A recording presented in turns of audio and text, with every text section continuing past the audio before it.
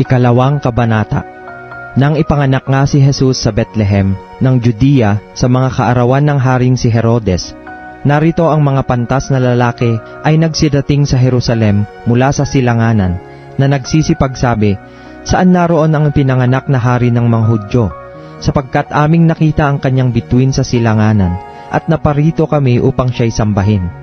Nang marinig ito ng haring si Herodes, ay nagulumihanan siya, at pati ng buong Jerusalem. At pagkatipon sa lahat ng mga pangulong saserdote at mga eskriba ng bayan, ay siniyasat niya sa kanila kung saan kaya ipanganganak ang Kristo. At sinabi nila sa kanya, "Sa Bethlehem ng Judea, sapagkat ganito ang pagkasulat ng propeta. At ikaw, Bethlehem, na lupa ng Juda, sa anumang paraan ay hindi ikaw ang pinakamaliit sa mga pangulong bayan ng Juda, sapagkat mula sa iyo'y lalabas ang isang gobernador, na siyang magiging pastor ng aking bayang Israel." Nang magkagayoy tinawag ni Herodes ng lihim ang mga pantas na lalaki, at kanyang siniyasat ng buong ingat sa kanila ang panahong isinilang ng bituin. At pinaayon niya sila sa Bethlehem at sinabi, "Kayo'y magsiparoon at ipagtanong ng buong ingat ang tungkol sa sanggol. At pagkasumpong ninyo sa kanya, ay ipagbigay alam ninyo sa akin, upang ako na may makaparoon at siya'y aking sambahin." At sila, pagkarinig sa hari, ay nagsiyaon ng kanilang lakad. At narito ang bituing kanilang nakita sa silanganan, ay nanguna sa kanila hanggang sa sumapit at tumigil sa tapat ng kinaroroonan ng sanggol. At nang makita nila ang bituin, ay nangagalak sila ng di kawasang galak. At nagsipasok sila sa bahay, at nakakita nila ang sanggol na kasama ng kanyang inang si Maria. At nangagpatira pa sila at nangagsisamba sa kanya. At pagkabukas nila ng kanilang mga kayamanan, ay inihandog nila sa kanya ang mga alay, na ginto at kamangyan at mira.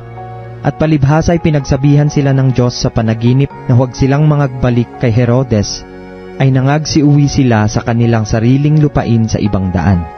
Nang mga kaalis nga sila, narito ang isang anghel ng Panginoon ay napakita kay Jose sa panaginip, na nagsasabi, "Magbangon ka at dalhin mo ang sanggol at ang kanyang ina, at tumakas ka hanggang sa Ehipto, at dumuon ka hanggang sa sabihin ko sa iyo, sapagkat hahanapin ni Herodes ang sanggol upang siya'y puksain." At siya'y nagbangon at dinala ang sanggol at ang ina nito sa kinagabihan, at napasa Ehipto, at dumuon hanggang sa pagkamatay ni Herodes, upang maganap ang sinabi ng Panginoon sa pamamagitan ng propeta, na nagsasabi, "Mula sa Ehipto ay tinawag ko ang aking anak." Nang magkagayon, nang mapansin ni Herodes na siya'y pinaglaruan ng mga pantas na lalaki, ay nagalit na mainam, at nagutos at ipinapatay ang lahat ng mga sanggol na lalaki na nanga sa Bethlehem, at sa buong palibot-libot noon, mula sa gulang na 2 taon hanggang sa pababa, alinsunod sa panahon ng kanyang maingat na pagkasiyasat sa mga pantas na lalaki. Nang magkagayoy naganap ang sinalita sa pamamagitan ng propeta Jeremias, na nagsasabi, "Isang tinig ay narinig sa Rama, pananangis at kalagim-lagim na iyak. Tinatangisan ni Raquel ang kanyang mga anak, at ayaw na siyang maaliw, sapagkat sila'y wala na." Ngunit pagkamatay ni Herodes, narito ang isang anghel ng Panginoon ay napakita sa panaginip kay Jose sa Ehipto, na nagsasabi, "Magbangon ka at dalhin mo ang sanggol at ang kanyang ina, at pumatungo ka sa lupain ng Israel, sapagkat nangamatay na ang nangamimithi sa buhay ng sanggol." At nagbangon siya at dinala ang sanggol at ang kanyang ina, at pumatungo sa lupa ng Israel. Datapwat nang mabalitaan niya na si Arkelao ang naghahari sa Judea, nakahalili ng kanyang amang si Herodes, ay natakot siyang pumatungo roon.